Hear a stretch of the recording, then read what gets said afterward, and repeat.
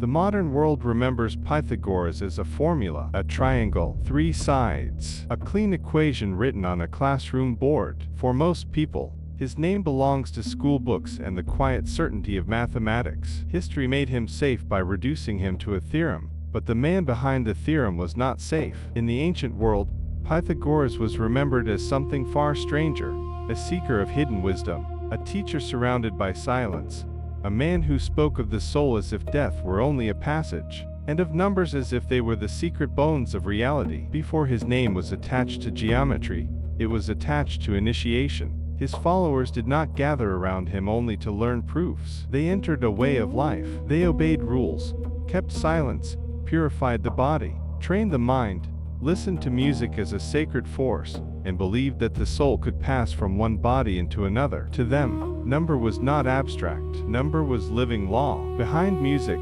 behind the stars, behind the body, behind justice, and behind the movement of the soul itself, there was a hidden pattern, and that pattern could be heard, measured, and obeyed. This was the dangerous part of Pythagoras. A man who teaches geometry can be tolerated.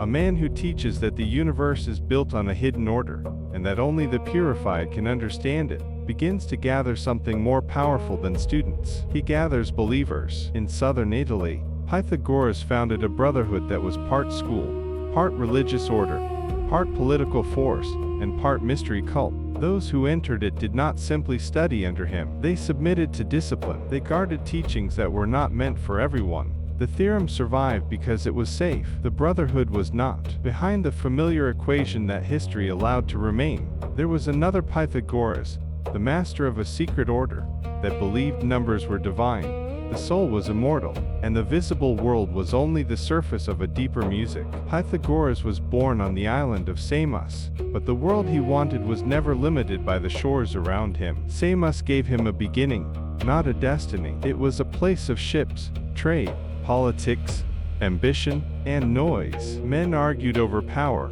wealth, and cities. Pythagoras listened for something older. From the beginning, his life moved toward a question ordinary teachers could not answer. What lies beneath the visible order of things? He did not seek knowledge as decoration. He sought it as transformation. So he left the familiar world behind and turned toward places where wisdom was still guarded as sacred property. Egypt drew him because Egypt had never separated knowledge from the divine. Its temples were not only houses of gods. They were chambers of discipline, astronomy, music, measurement, death, and rebirth. There, number belonged not only to merchants and builders, but to ritual, architecture, priesthood, and the hidden balance between heaven and earth. In Egypt, Pythagoras entered a world built on initiation. The priests did not give sacred knowledge to the merely curious. A man had to be tested, purified, and taught patience before he could receive what the temple protected. Silence was not emptiness there. Silence was a gate. And that silence marked him. He saw temples arranged according to measure, rites moving according to number, music used not as entertainment but as force, and death treated not as an ending, but as passage through a greater order. The Egyptian world taught him that the sacred was not vague. It had proportion, it had rhythm, it had geometry. From Egypt, the path of Pythagoras led deeper still. In the old centers of the East, among priests, astronomers, and keepers of hidden calculation, he found the same truth appearing under different names.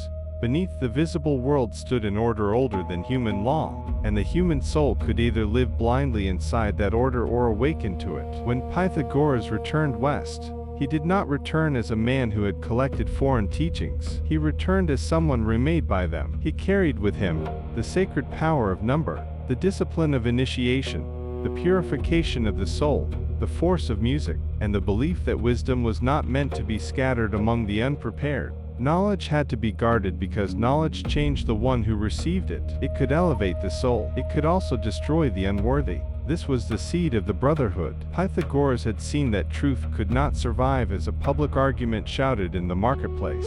It needed a vessel. It needed rules, silence, loyalty, ritual, and a life separated from the ordinary habits of men. So he went to southern Italy, to the Greek city of Croton. There, the seeker became a master. The man who had passed through temples now built a temple of his own, not of stone, but of people. Croton gave Pythagoras what Samos could not, distance from his old life, a city wealthy enough to listen, restless enough to be changed, and hungry enough to mistake spiritual discipline for salvation. People did not come to him only for instruction. They came because he offered a different kind of life. He spoke of order, where others saw chance, of purification, where others saw habit, of the soul where others saw only the body and its appetites. To those tired of faction, luxury, and decay, his teaching sounded like a way out, but entry into his circle was not easy. Pythagoras did not pour his knowledge into anyone who asked for it. A student had to be tested before he could be trusted. The first lesson was not a theorem, it was restraint.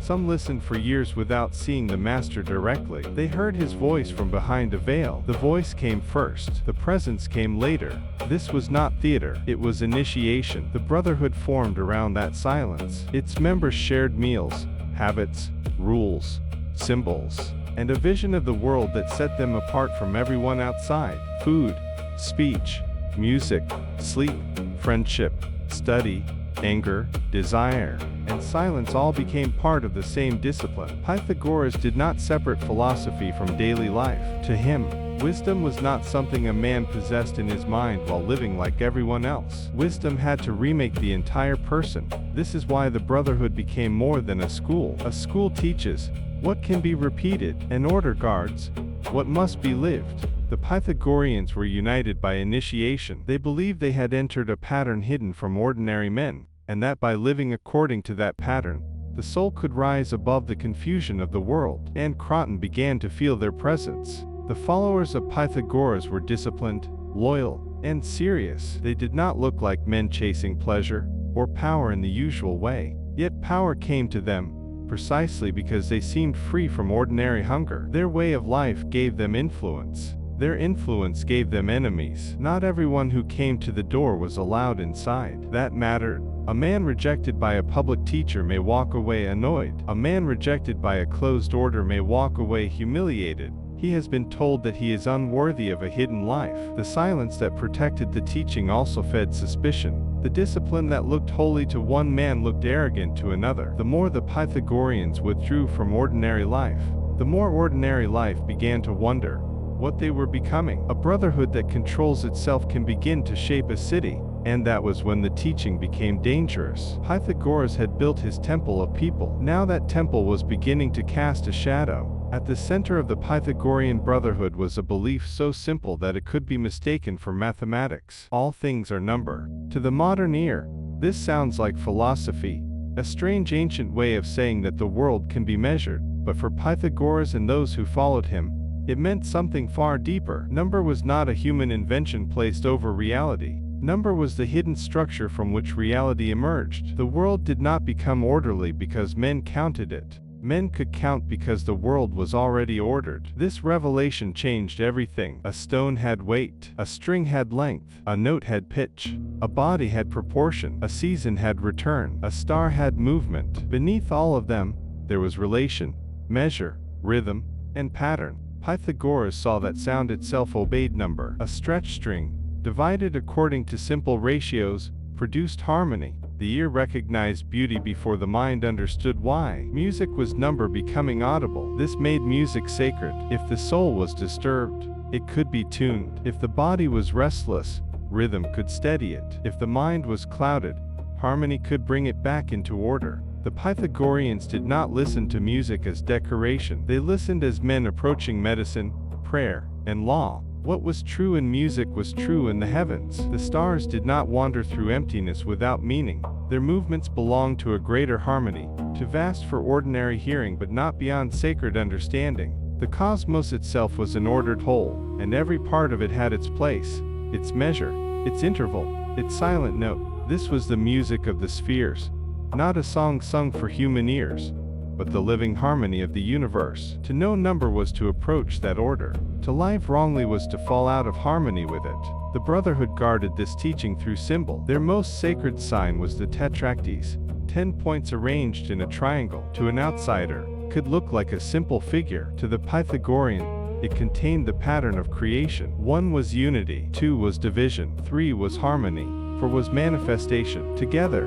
they formed 10, the perfect number, the completion of the first order. In the tetractys, The Pythagoreans saw a map of the way the hidden became visible, from unity into difference, from difference into relation, and from relation into the world. They swore by it as a key to the structure beneath nature. This is why numbers had moral force. A man could be unjust because his soul was disordered. A city could decay because its parts no longer stood in right relation. Desire, anger, greed, excess, and ignorance were not only personal failures, they were disharmony. To live well was to become proportionate, and the teaching that began with harmony could not remain private forever. If number ruled music, the stars, and the soul, then number also ruled the city. Justice had proportion, power had measure, law had harmony or corruption. The teaching moved from the lyre to the soul, from the soul to the household, from the household to the city. They had heard the pattern. Now they believed the world had to be brought into tune. For Pythagoras,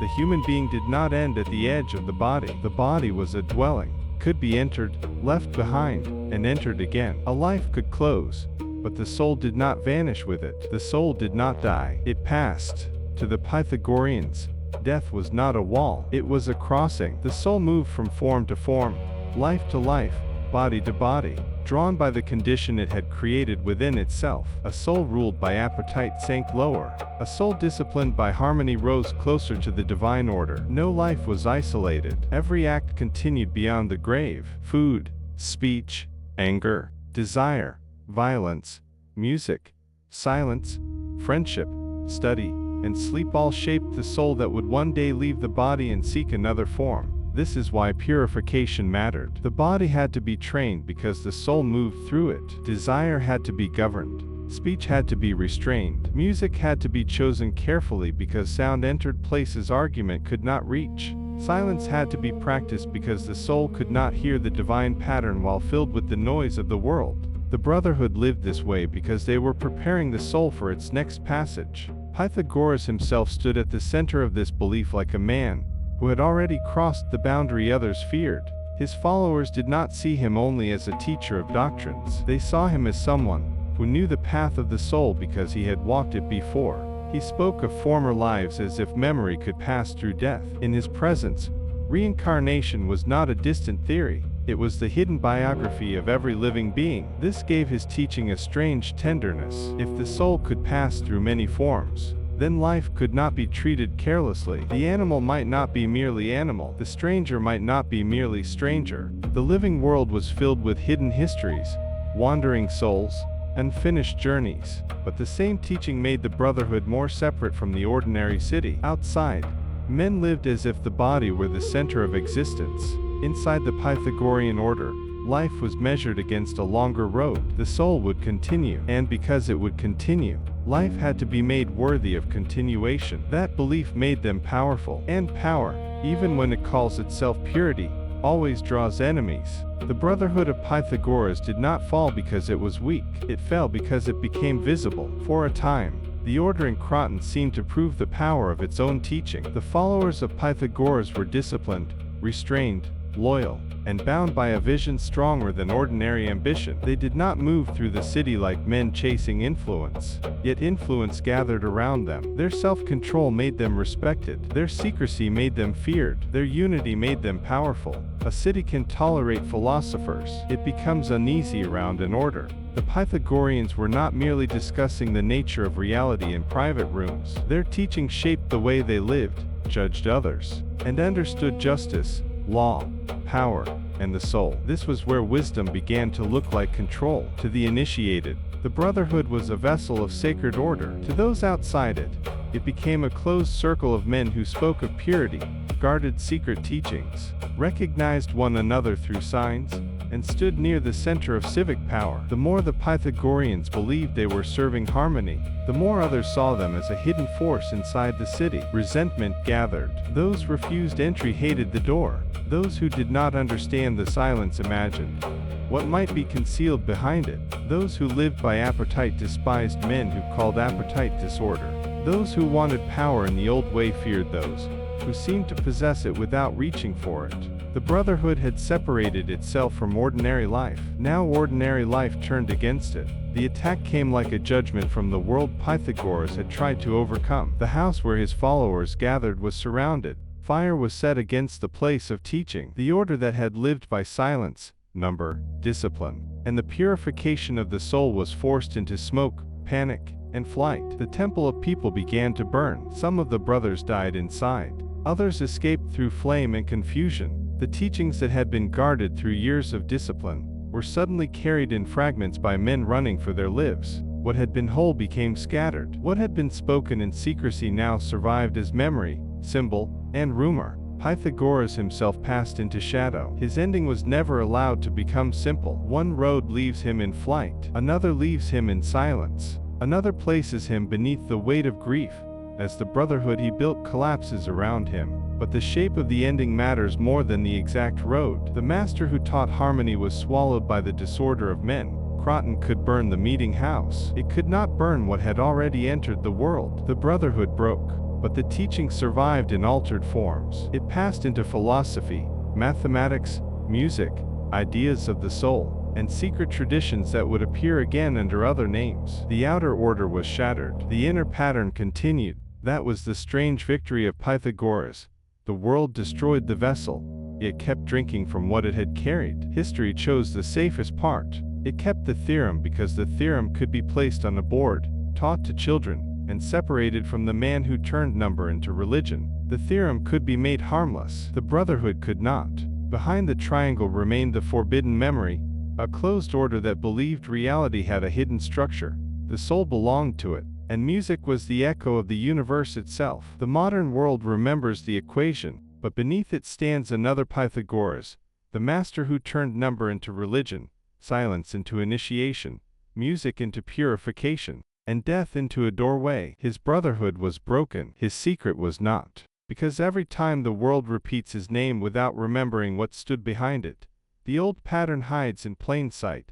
A triangle on a page, a formula in a child's notebook, a name reduced to mathematics. And beneath it all, the same dangerous idea remains. Reality has a hidden order. The soul belongs to it, and those who learn to hear its music may never belong entirely to the ordinary world again.